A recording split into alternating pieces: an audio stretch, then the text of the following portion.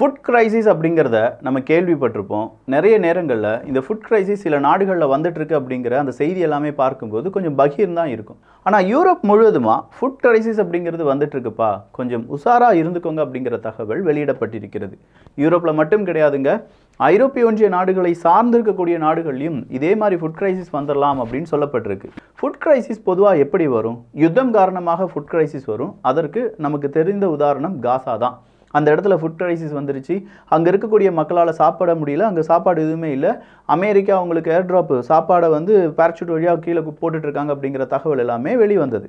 ஆனால் யூரோப்பில் இந்த மாதிரியான ஃபுட் கிரைசிஸ் வர்றதுக்கான காரணம் எல்னினோவினுடைய ஆஃப்டர் எஃபெக்ட்ஸ் அப்படின்னு சொல்கிறாங்க. ஸோ எல்னினோவை பொறுத்த வரைக்கும் அது யூரோப்பை பெரிய அளவில் பாதிக்குது அப்படின்னு சொல்லி பார்த்தா கூட, யூரோப்புக்கு தேவையான தானியங்களை கிடைப்பதும் அந்த தானியங்களை மறுபடியும் வேறு நாடுகள்லேருந்து கொண்டு வருவதும் அப்படிங்கிறதும் பெரும் சிக்கலாக இருக்குது. தானியங்கள் யூரோப்புக்கு எங்கேருந்து கிடச்சிட்டு இருந்துச்சு? 2 நாடுகள்கிட்ட கிடச்சிட்டு இருந்துச்சு. ஒன்று ரஷ்யா, இன்னொன்று உக்ரைன். உக்ரைனை அதனால தான் பிரெட் பாஸ்கெட் ஆஃப் யூரோப் அப்படின்னு சொல்லுவாங்க. ஸோ அப்படிப்பட்ட உக்ரைனில் இப்போ போர் அப்படிங்கிறது தொடர்ச்சியாக 3வது வருடத்தையும் எட்டி இருப்பதால் அங்கே இருக்கக்கூடிய மக்கள், அதாவது உக்ரைனில் இருக்கக்கூடிய மக்கள், அவங்களுக்கான உணவுப் பொட்டலங்கள், அவங்களுக்கான உணவு தேவைகள், விவசாயம் கம்மியாயிருச்சு. ஸோ அங்கேருந்து கூடுதலான பொருட்களை ஏற்றுமதி பண்ணுறது அப்படிங்கிறது ரொம்பவே கம்மியாயிருச்சு. அப்படியே ஏற்றுமதி செஞ்சாலும் போலந்து உட்பட பல நாடுகள் அவங்களுடைய விவசாயிகள் இதனால் கடுமையாக பாதிக்கப்படுறாங்க அப்படின்னு சொல்லி உக்ரைன்லேருந்து வரக்கூடிய விவசாய பொருட்களுக்கு எதிர்ப்புகளை தெரிவிச்சிருந்தாங்க. இப்போ கடைசியாக வந்திருக்கக்கூடிய அறிவிப்பின்படி யூரோப்பில் உடனடியாக ஒரு ஃபுட் கிரைசிஸ் அப்படிங்கிறது வந்துடலாம். அப்படி வந்தால் யூரோப் மக்களுக்கு அது பெரிய ஒரு சிக்கலை ஏற்படுத்தும். அவங்களுடைய அன்றாட வாழ்க்கைக்கு தேவையான பல ஆயிரம் ரூபாய் செலவழிக்க வேண்டியதாக இருக்கும் அப்படிங்கிற தகவலும் வெளியாகி இருக்கிறது. ஸோ யூரோப் ஒரு வெர்ஜ் ஆஃப் ஃபுட் கிரைசிஸ் அப்படின்னு சொல்கிறத கொஞ்சம் கவனமாக நம்ம எடுத்துக்கணும். ஏன்னா நம்ம ஊர்லேயே பெங்களூர்லாம் நம்ம எடுத்து பார்த்தோம்னா இப்போது டே 0 அப்படிங்கிற நிலைமையில் இருக்கும். அதுவும் எல்னினோ லானினோ அப்படின்னு சொல்லி அதே மாதிரியான பிரச்சனை தான் யூரோப்புக்கும் இருக்குது என்பது தான் நமக்கு தெரிந்த அளவுக்கு இருக்கக்கூடிய பிரச்சனை. இதை சால்வ் பண்ணுறதுக்கு உலக நாடுகள் ட்ரை பண்ணுறாங்களா அப்படின்னு பார்த்தா, அதை சால்வ் பண்ணுறதை விட இப்போதைக்கு ரஷ்யா உக்ரைன் போர், இஸ்ரேல் ஹமாஸ் போர், அதுக்கு தான் உலக நாடுகளுடைய முழு ஒத்துழைப்பு அப்படிங்கிறது இருக்குது. அவங்களுடைய பார்வையும் அங்கே இருப்பதால் சாதாரண மனிதர்கள் ஃபுட் கிரைசிஸால் எந்த அளவுக்கு பாதிக்கப்பட போகிறாங்க அப்படிங்கிறத இன்றைக்கி நீங்கள் ஒரு டைரியில் எழுதி வச்சுக்கோங்க. இன்னும் ஓரிரு மாதங்களில் இந்த ஃபுட் கிரைசிஸை பற்றி நிறைய வீடியோக்கள் வெளியில் வரும். அன்னைக்கு இதை பேசினது நாம் அப்படிங்கிறதும் அதுக்கு பின்னாடி இருக்கக்கூடிய உண்மைகளையும் இப்போதே நம்ம சொல்லியிருக்கோம் அப்படிங்கிறதும் உங்களால் புரிந்து கொள்ள முடியும். அடுத்ததாக வந்திருக்கக்கூடிய ரொம்ப பெரிய ஒரு அப்டேட் என்ன அப்படின்னா, இன்ட்ரோ போடலைல்ல, பார்த்துடலாமா?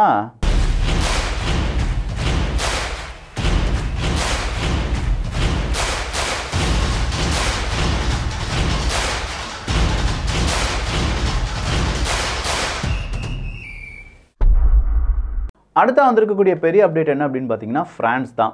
ஃப்ரான்ஸ் உக்ரைனுக்கு உதவுறாங்க, தப்பொன்றும் கிடையாது.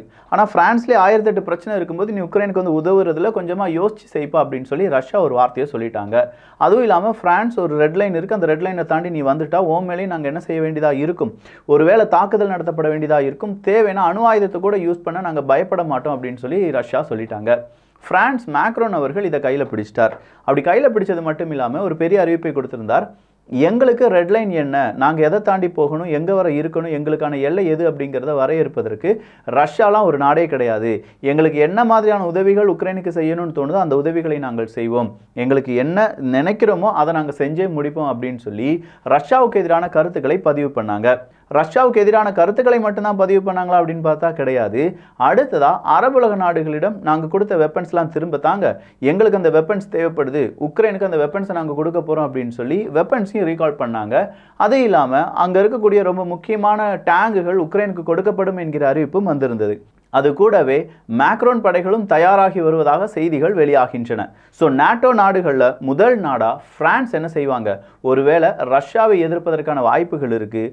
ரஷ்யா ஃப்ரான்ஸ் அடிச்சிட்டாங்கன்னா நாட்டோவை அடித்ததற்கு துல்லியமாக மாறிவிடும். அப்படின்னா நேரடியாக இது நாட்டோ வெர்சஸ் ரஷ்யா அப்படிங்கிற யுத்தமாக மாறலாம். அதுக்கு முன்னாடி ஃப்ரான்ஸ் மட்டும்தான் இப்படியான ஒரு பிரச்சனையில் ஈடுபடுவாங்களா அப்படின்னு பார்த்தா கிடையாது. கண்டிப்பாக பால்டிக் நாடுகளும் உக்ரைனுக்கு ஆதரவாக நாங்கள் களமிறங்குகிறோம் அப்படிங்கிற பெயரில் ஃப்ரான்ஸுக்கு ஆதரவாக ரஷ்யாவை எதிர்க்க ட்ரை பண்ணுவாங்க. ஸோ ஃப்ரான்ஸினுடைய ஃபாரின் மினிஸ்டர் சொன்ன மாதிரி எங்களுக்கான ரெட்லைன் என்ன அப்படிங்கிறத சொல்கிறதுக்கு ரஷ்யா பெரிய ஆள் ஆகலை, நாங்கள் எங்களுடைய ரெட்லைனை தீர்மானிப்போம் அப்படின்னு சொல்லி வீர வசனமும் பேசியிருக்காங்க. அது கூடவே அடுத்த கட்ட நகர்வையும் ஃப்ரான்ஸ் ஆரம்பிச்சிருக்காங்க. இந்த ஒரு பிரச்சனை பிரான்ஸை மிகப்பெரிய அளவில் ரஷ்யாவுக்கு எதிராக மட்டும் கிடையாது, ஐரோப்பாவில் ஒரு பெரும் போர் வருவதற்கு மூல காரணமாக பிரான்ஸ் மாறலாமோ அப்படிங்கிற ஒரு சின்ன பயத்தையும் பல நாடுகளுக்குள் ஏற்படுத்தியிருக்கிறது அப்படின்னு சொல்லலாம். அடுத்ததா ஜோ பைடன் அவர்கள் தான். ஜோ பைடன் அவர்கள் என்னதான் நான் உக்ரைனுக்கு உதவ மாட்டேன் அப்படின்னு சொன்னாலும் ஏதோ ஒரு காரணம் வரும்போது உக்ரைனுக்கு உதவி விடுகிறார். இல்லை உக்ரைனுக்கு எதிராக யாராவது ஒரு தீர்மானங்களை நிறைவேற்றினால் வீட்டோ பண்ணுறது அப்படின்னு சொல்லி பைடன் அவர்கள் அவருக்கு என்ன அளவு அரசியல் பவர் இருக்கோ அத்தனை அரசியல் பவரையும் பயன்படுத்தி வருகிறார். ஸோ இதே ஒரு கேள்வி டொனால்டு ட்ரம்ப் அவர்களிடம் கேட்கப்படுது. எந்த மாதிரியான கேள்வினா, நீங்கள் இதுக்கு மேலேயும் பிரசிடெண்ட்டாக வந்தீங்கன்னா மறுபடியும் உக்ரைனுக்கு தேவையான ஃபண்ட் அப்படிங்கிறத ரைஸ் பண்ணுவீங்களா, இந்த மாதிரி ஃபண்டு கொடுப்பீங்களா அப்படிங்கிறது தான். அதுக்கு ஓர்பன், அதாவது ஹங்கேரியனுடைய பிரைம் மினிஸ்டர் ஓர்பன் அவர்கள்ட்ட சொல்லியிருக்காங்க டொனால்டு ட்ரம்ப் அவர்கள், வாய்ப்பு இல்லை, ஏன்னா இந்த யுத்தம் அப்படிங்கிறது நிற்காமல் இருப்பதற்கு அமெரிக்காவினுடைய ஃபண்டு தேவையில்லாமல் நிறைய பேர் கையில் கிடைப்பது தான். ஸோ இந்த மாதிரியான ஃபண்டு கண்டிப்பாக நான் பிரசிடெண்ட்டாக இருந்தேன்னா உக்ரைனுக்கு கிடைக்க வாய்ப்புகள் கிடையாது. ஸோ உக்ரைன் அடுத்ததாக ரஷ்யா மற்றும் உக்ரைனுடைய பேச்சுவார்த்தையில் ஈடுபட வேண்டியதாக இருக்கும் அப்படின்னு சொல்லி டொனால்டு ட்ரம்ப் அவர்கள் சொன்னதை ஹங்கேரியனுடைய பிரைம் மினிஸ்டர் ஓர்பன் அவர்கள் இன்னைக்கு மிகப்பெரிய அளவு ஒரு செய்தியாக மாற்றியிருக்காரு. டொனால்டு ட்ரம்ப் அவர்களுடைய இந்த ஒரு கிளாரிட்டி வேறு பிரசிடெண்ட்டுக்கு வரவில்லை அப்படின்னு கொஞ்சம் பேர், டொனால்டு ட்ரம்ப் அவர்கள் சொல்வது முட்டாள்தனமானது அப்படின்னு சொல்லி வேறு சில நபர்கள் அப்படின்னு சொல்லி சோஷியல் மீடியாலேயே டொனால்டு ட்ரம்ப் அவர்களுக்கு இரட்டை கருத்துக்கள் வந்து கொண்டிருக்கின்றன. அடுத்ததாக வந்திருக்கக்கூடிய தகவல் ரெட் சி கிரைசிஸ் அப்படிங்கிறது தான். ஸோ யூரோப்பில் ஃபுட் கிரைசிஸ் அப்படின்னு சொல்லி பார்க்கும்போது இந்த பக்கமாக எகிப்து, அரபுலக நாடுகளில் ரெட் சி கிரைசிஸ் அப்படிங்கிறது பெரிய அளவில் இருக்குது. ரெட் சி வழியாக வரக்கூடிய கப்பலை நாங்கள் தாக்கி அழிப்போம், அது இஸ்ரேலுக்கு சாதகமாக இருந்தது, இல்லாட்டி இஸ்ரேலுக்கு நீ உதவி செய்ய போகிற, இஸ்ரேலுக்கு தேவையான சாப்பாடு கொண்டு போகிற அப்படின்னு பார்த்தா எந்த கப்பலாக இருந்தாலும் நாங்கள் அடிப்போம் அப்படின்னு சொல்லி ஹூத்தி சொல்லிட்டாங்க. ஹூத்தி சொன்னதோடு மட்டும் இல்லாமல் பெரிய அளவில் 2-3 கப்பலை அட்டாக் பண்ணி ஒரு கப்பலை மூழ்கடிக்கவே செஞ்சுட்டாங்க, யூகேனுடைய ஒரு கப்பலை. அப்போ இதெல்லாம் பார்த்துட்டு இருக்கக்கூடிய மேற்குலக நாடுகள் ஹூத்தியை எப்படியுமே இனிமேல் ஒன்றுமே செய்ய முடியாதா, ஹூத்தி அட்டாக் பண்ணிகிட்டே தான் இருப்பாங்களா, அப்படின்னா நம்ம குட்ஸு எப்படி ஏற்றி இறக்க முடியும், நம்முடைய கப்பலை எப்படி அனுப்ப முடியும் அப்படிங்கிற கேள்விக்கு ரஷ்யா வழியாக செல்லக்கூடிய சிறப்பு ரயில்வே ட்ராக் அப்படிங்கிறதுல கிட்டத்தட்ட 40% கூடுதலான சரக்குகள் கொண்டு போகப்படுகிறது. ஸோ 40% கூடுதலான சரக்குகள் கொண்டு போகப்படுகிறது அப்படின்னா ரெட் சி வழியாக போனால் பயங்கர பிரச்சனை இருக்குது. ஆல்ரெடி நிறைய கப்பல் நமக்கு இன்சூரன்ஸ் தர மாட்டேன்னு சொல்லிட்டாங்க. ஆனால் அதே நேரத்தில் ஒரு ட்ரெயின் வழி போனது அப்படின்னா 8000 கிலோமீட்டர் எக்ஸ்ட்ரா போகணும், 10லேருந்து 14 தினங்களும் எடுக்கும். இதையெல்லாம் தாண்டி ரொம்ப எக்ஸ்பென்சிவான சில ப்ராடக்ட் இருக்கும் பார்த்தீங்களா, அந்த ப்ராடக்ட்டை கண்டிப்பாக நம்ம இந்த இடத்துல போய் டெலிவரி பண்ணணும் அப்படின்னு சொல்லிலாம் இருக்கும்ல, அது எங்கேருந்து வந்தாலும் சரி ரெட் சீல நம்ம அந்த மாதிரியான ப்ராடக்ட் அனுப்பிட்டு ஐயோ அந்த ப்ராடக்டை ஹமாஸ் இல்லாட்டி ஹிஸ்புல்லா இல்லாட்டி வேற யாராவது அடிச்சிருவாங்களோ அப்படிங்கிற அந்த பயம் இருந்துக்கிட்டே இருக்கும்ல. அப்போது இந்த ஹூத்தி அப்படிங்கிறவங்களுடைய அட்டாக் அப்படிங்கிறது நார்மலாக இஸ்ரேல் ஹமாஸ் அப்படிங்கிற பிரச்சனையை விட ரஷ்யா உக்ரைன் போரையும் மிகப்பெரிய அளவில் பாதிச்சிருக்கு. இதனால தான் இந்த ஹூத்தி அட்டாக் அப்படிங்கிறதை தவிர்ப்பதற்காக இவங்க என்ன செய்கிறாங்க, ரயில்வே அப்படிங்கிறது இந்த ரஷ்யாவினுடைய ரயில்வே வழித்தடம் வழியாக மிகப்பெரிய அளவில் இப்போ குட்ஸ் அப்படிங்கிறது ட்ரேட் செய்யப்படுகிறது, டிரான்ஸ்போர்ட்டேஷன் செய்யப்படுகிறது அப்படிங்கிற ஒரு செய்தி வெளியாக இருக்கிறது.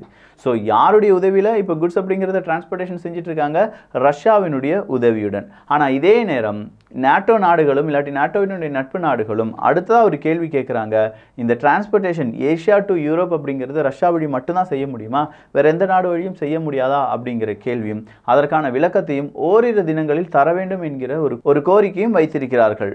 அடுத்ததா நாட்டோவினுடைய விமானப்படை ஒத்திகை தான். இந்த நாட்டோவினுடைய விமானப்படை ஒத்திகை அப்படின்னு சொல்லும்போது ஹங்கி 2024 நடந்துட்டு இருக்கு. இந்த ஹங்கி 2024 அப்படின்னு சொல்லும்போது ரொம்ப பெரிய அளவில் நம்ம திட்டம் தீட்டியிருப்போம், இந்த ஹைவேல நம்ம இறங்கலாம், இந்த ஹைவேல நம்ம இறங்கக்கூடாது, இல்லாட்டி அதுக்கான திட்டம் நம்மகிட்ட இருக்காது.